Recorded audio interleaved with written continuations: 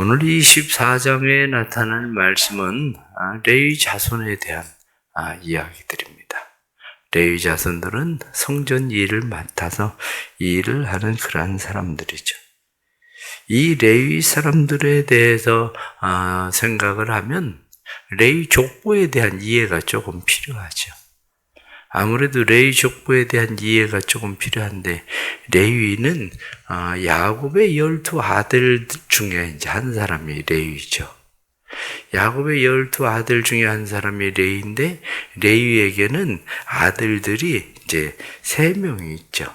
그래서 아들들이 3명 있는데, 3명의 아들이 게르손, 그리고 고핫, 오늘 본문에는 그핫이라고 나와 있죠. 고핫, 그핫. 같은 말이에요. 같은 사람이에요.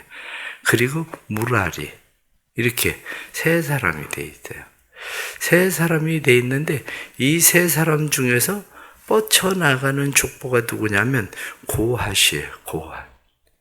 왜냐하면 이 고핫이라고 하는 이 사람에게서 아들이 이제 4사람이 나오죠. 아들이 4사람이 나오는데 그 중에 한 사람이 아므람이에요. 아므람. 그리고 아므람이 있고 이스알이 있고 헤브론이 있고 우시엘이 있고, 이 사람들이 어디에 나오냐면 오늘 22절에 나타난 말씀 보면 이스알 그렇게 돼 있죠. 23절 말씀에 보면 헤브론, 24절 보면 우시엘 이렇게 돼 있어요. 그런데 이 위에 20절에 아므람 이렇게 돼 있잖아요. 그러니까 아므람, 이스할, 헤브론, 우시엘, 이 사람들이 내 아들들이 되는 거죠. 그런데 이 아들들 중에서 특별히 또 이렇게 고핫에게서 뻗어나가는 그러한 사람이 있죠. 그 사람이 누구냐면 아므람이에요. 아므람. 아므람에게서 뻗어나가는데, 왜냐하면 아므람에게서 미리암, 그리고 그 모세의 형인 아론, 그리고 모세, 이렇게 나가는 거죠. 그러니까 아므람에게서 지금 3사람이 나와서 지금 3사람인 그 미리암과 그리고 아론하고 모세 이렇게 돼 있는데, 주로 성전의 일들을 주로 맡아서 많이 대제사장의 일을 하던 사람은 누구냐면 바로 아론, 모세 이렇게 돼 있죠. 근데 실질적으로는 모세의 아들들이 어디에 나오냐면 오늘 20절 말씀에 보면 그렇게 돼 있습니다. 아므람의 아들들 중에는 수바엘이요 이렇게 돼 있잖아요. 이 수바엘. 조금 전에 제가 말씀드릴 때 아므람의 아들들은 아론하고 모세라고 이야기를 했어요.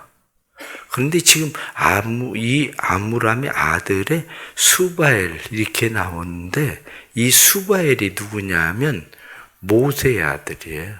이 수바엘이 지금, 그러니까 사실은 이 수바엘이 모세의 직접 아들이 아니라 모세의 아들은 둘이 있었잖아요. 하나는 게르솜이고요, 하나는 엘리에셀이고요. 그러니까 게르솜의 아들이 누구냐면 수바엘이에요. 그런데 그것을 여기에서는 아므람의 아들, 이렇게. 원래 이스라엘에서는 족보를 쭉 따질 때 그냥 이렇게 막 손자, 이렇게 증손 막 이렇게 얘기하는 게 아니라 아들 이렇게 그냥 표현을 해버려요. 그러니까 성경을 잘못 읽으면 아므람의 아들이 수바엘이다 이렇게 얘기하는 것처럼 보여지는데, 이 얘기는 모세의 아들인 게르솜의 아들 수바엘이에요. 여기 나오는 사람은. 그리고 그 뒤에 나오는 르하바에게 이르러는 이렇게 돼 있잖아요. 르하바는 누구냐면 모세의 아들 엘리에셀의 아들이에요. 엘리에셀, 모세, 엘리에셀, 그리고 르하바 이렇게 돼 있는 거죠. 그러니까 실제로는 이스라엘의 제사장 계열에 속해서 그쪽을 끌고 가는 사람이 누구냐면, 이쪽을 끌고 가는 사람들이 실질적으로는 모세와 아론 이렇게 돼 있죠. 그런데 모세와 아론만이 아니라 레위 지파가 하나님의 지파, 그래서 그쪽을 전부 맡고 있으니까 레위 지파의 자손이었었던 지금 조금 전에 말씀드린 이스할 그리고 헤브론, 우시엘, 아므람 이 사람들이 전부 다 레위 족속으로 이 사람들이 하나님의 일을 맡아서 했는데 이 사람들에게 하나님께서 그 뒤에 31절에 나타난 말씀 보면 장자의 가문과 막내 동생의 가문이나 다름이 없더라. 서로 다름이 없이 하나님의 일을 맡아서 일을 했다. 이렇게 돼 있죠. 그런데 실질적인 제사장 가문은 어디라고 그랬습니까? 아론이, 대제사장 가문은 아론인 거죠. 아론. 그래서 아론에게서 자식이 있었는데 그것이 이제 앞에서 나오는 거죠. 24장 1절 말씀 보면 아론에게 자손이 있었는데 아들들이 있었는데 나답과 아비후와 엘르아살과 이다말 이렇게 네 아들이 있었다. 그런데 이 네 아들이 있었는데 네 아들 중에서 나답과 아비후는 그의 아버지보다 먼저 죽었다. 이 아들들이 아버지보다 먼저 죽은 것은 우리가 레위기 10장에 나타난 말씀을 보면 그들이 다른 불을 가지고 하나님 앞에 제사를 드리러 갔다가 죽음을 당했다. 이렇게 돼 있죠. 이 사람들이 왜 다른 불을 가지고 하나님 앞에 제사를 드렸을까? 레위기 10장의 그 뒤에 나타난 말씀을 보면 이들이 술을 마셨다는 거예요. 그래서 그 뒤에 나타나는 말씀이 절대 술 마시지 마라. 레인된 사람들이 술 마시지 마라. 내 앞에서 죽을 거다. 이렇게 돼 있는 거예요. 왜 이 사람들이 그 죽음을 당했느냐? 그것을 성경은 레위기에 나타난 말씀은 두 가지로 이야기합니다. 내 앞에서 거룩해야 될 사람들이 거룩하지 않았다는 거예요. 그러니까 내 앞에서 거룩해야 될 사람들이 거룩하지 않은 것이 뭐냐? 세상에 취했다는, 술에 취했다는 거죠. 술 취함. 하나님에게 취해야 될 사람들이 하나님에게 취하지 않으면 다른 것에 취하면 그건 거룩하지 않은 거예요. 우리도 거룩하게 살자 이렇게 얘기하는데 거룩하게 사는 게 뭐라고 돼 있습니까? 거룩하게 사는 것은 하나님에게 취해서 사는 거예요. 돈에 취해서 살고, 명예에 취해서 살고, 권력에 취해서 살고, 이성에 취해서 살고, 취미에 취해서 살고, 다 거룩하지 않은 거예요. 그게. 내가 무엇에 취해서 살 거냐? 그렇게 할 때, 그 취해서 사는 것이 하나님에게 집중하고 하나님에게 취해서 사는 게 사실은 거룩이에요. 왜? 거룩이라는 것은 무엇으로부터 분리되는 거거든요. 무엇으로부터 분리되는 겁니까? 돈이나 명예나 권력이나 취미나 이성이나 모든 쾌락이나 이런 것들로부터 분리돼서 하나님에게 속해 있는 것. 그걸 거룩이라고 하는 거죠. 그런데 지금 아론의 아들이었었던 나답과 아비후가 거룩에 취하지 않았다는 거, 거룩하지 않았다는 거예요. 거룩하지 않으면 어떤 일이 일어납니까? 백성들 앞에서 하나님의 영광을 나타내야 되는데 하나님의 영광이 안 됐다는 거죠. 하나님의 영광이 안 되고 자기 자신들을 드러내는 일이 되어서 결국 그 일로 인해서 죽음을 당했다. 이렇게 말하는 겁니다. 진짜 그리스도인이 되려면 세상에서 하나님의 영광을 위해서 높아지는 건 상관이 없어요. 그런데 그 높아지는 것이 하나님과 영광과 멀어지면 죽는 줄 알아야 돼요. 대통령 돼서 죽어요. 하나님의 영광과는 상관없이. 가장 높이 올라갔다고 생각하는데 죽는 거예요. 돈 많이 벌어서 대기업의 회장이 됐다고 그러는데 그래서 죽어요. 하나님의 영광이 되지 않고 자기 영광 드러내다 죽는 거예요. 그게. 신앙생활 잘 하려면 그 구분 잘 못하면 신앙생활 자체가 안 되는 거예요. 그게.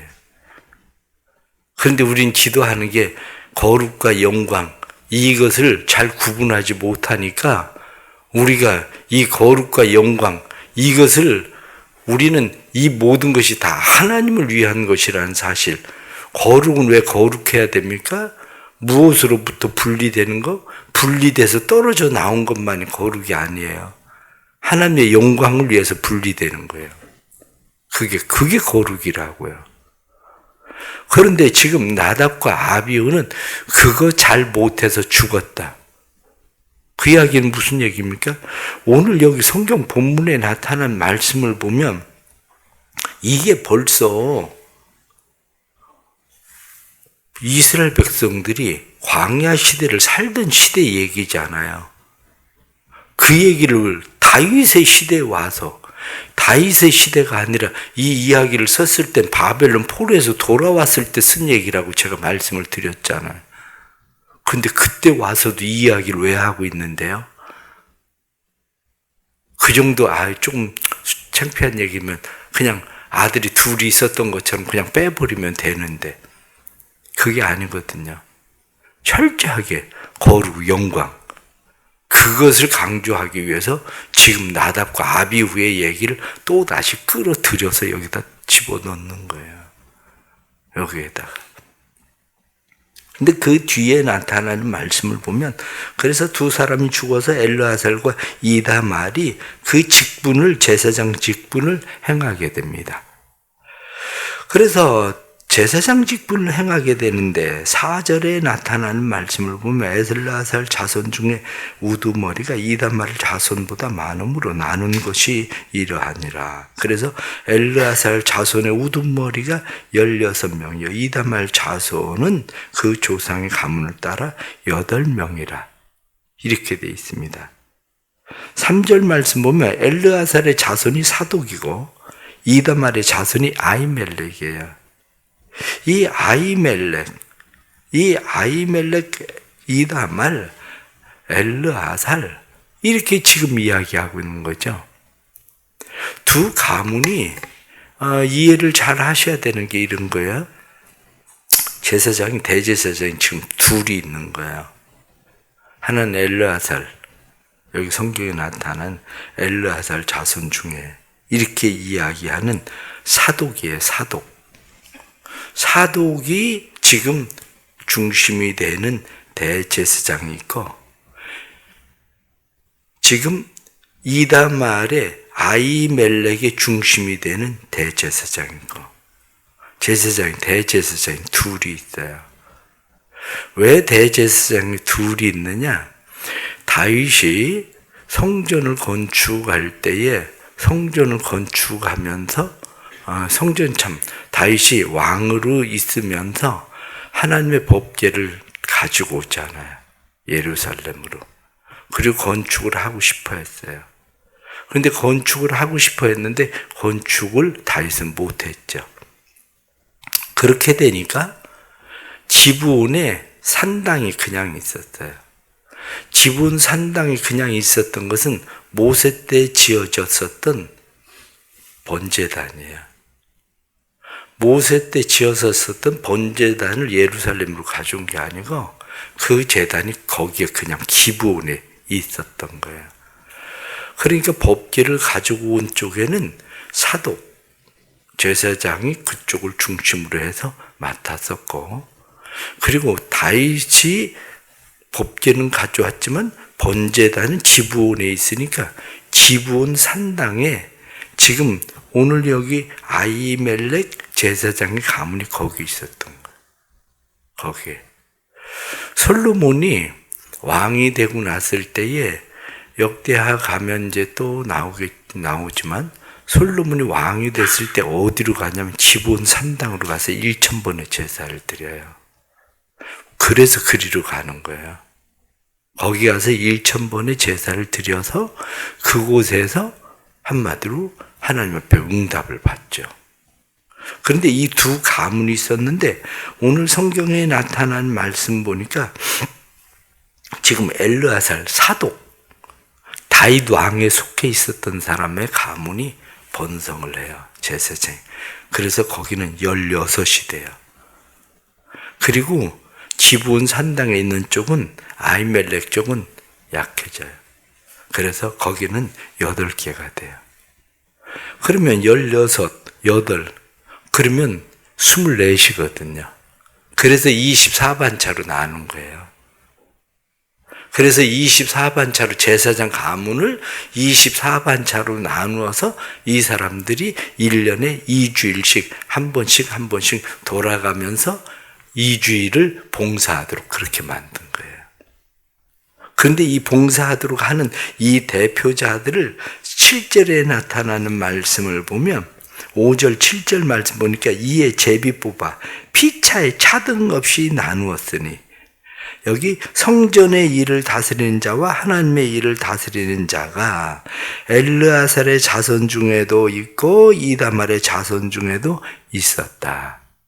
차등 없이 누가 세가 많으냐 적으냐 여기에 따지지 않고 차등 없이 나누는 방법이 뭐였냐?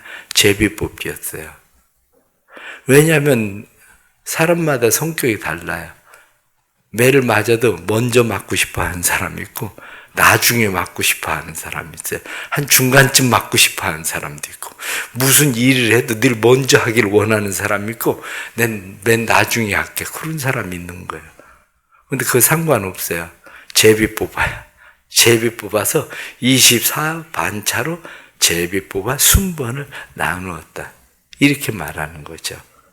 그런데 성전의 일을 다스리는 자와 하나님의 일을 다스리는 자, 이렇게 돼 있는데 성전의 일과 하나님의 일이 다르냐?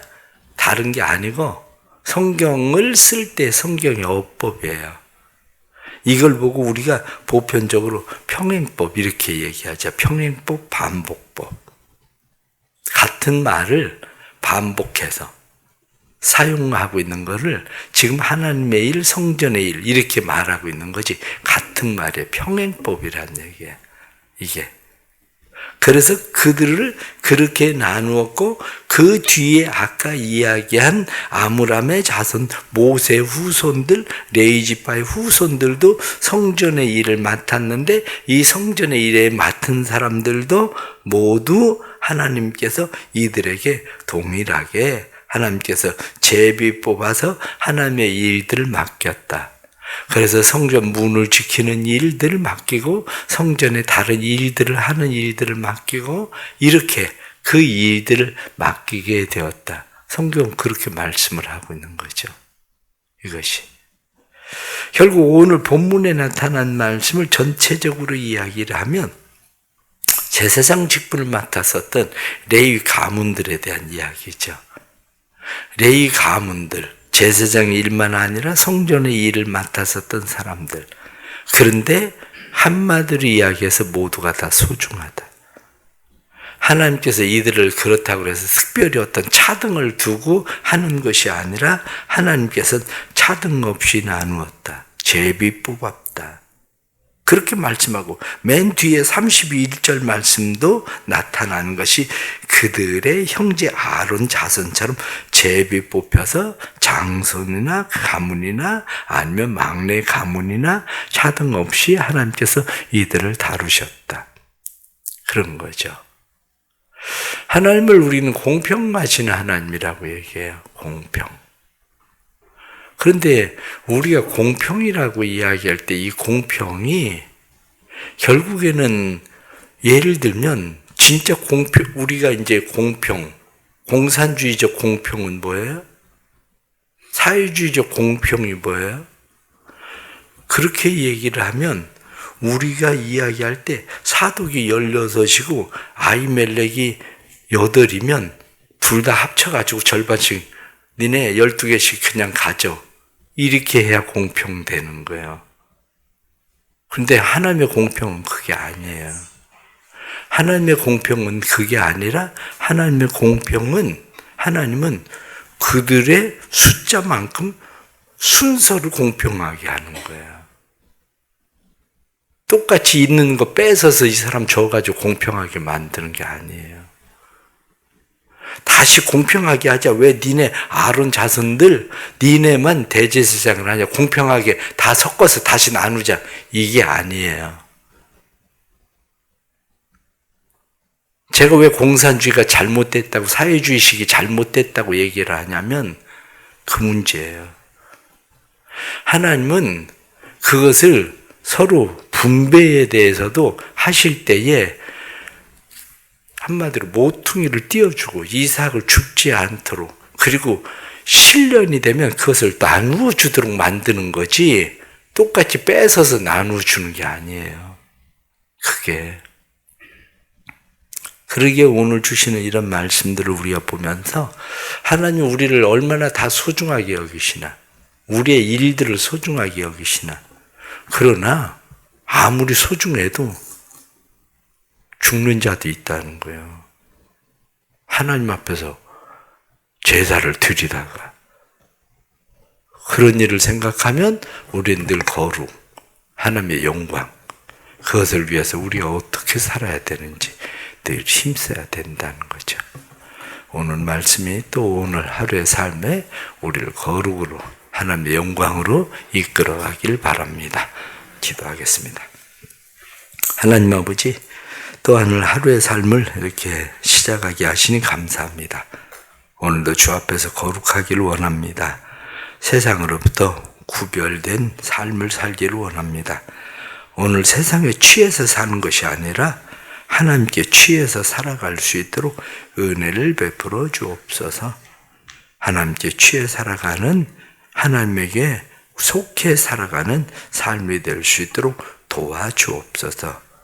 하나님께서 이스라엘 자손들에게 그들에게 차등 없이 제비를 뽑아서 하나님을 섬기게 하듯이 우리가 하나님을 섬기는 모든 이들이 차등 없이 하나님께서 우리를 대하시는 것 우리가 알게 하시고 하나님 앞에서 힘을 다해 우리가 일하게 하시되 나답과 아비후처럼 하나님의 거룩을 상실한 일이 아니라 하나님의 거룩, 하나님의 영광을 드러내는 일이 되도록 도와주옵소서.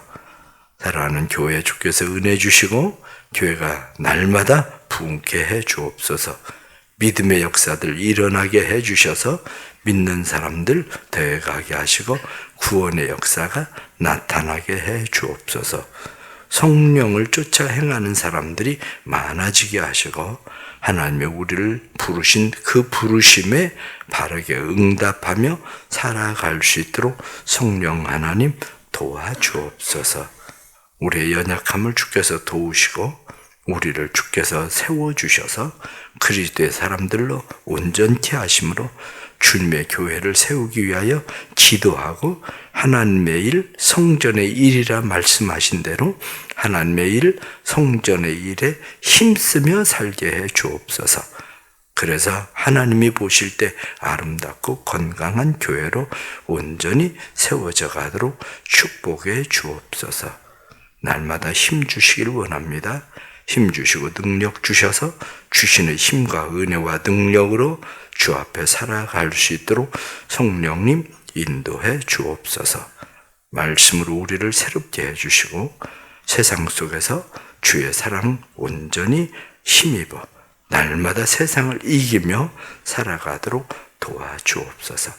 새벽에 오늘도 연약한 자들이 하나님 앞에 기도할 때 약한 자를 강하게 하시는 하나님의 은혜가 임하게 해주셔서 영육간의 강건함으로 세워지게 해 주옵소서. 예수님의 이름 받들어 기도드리옵나이다. 아멘.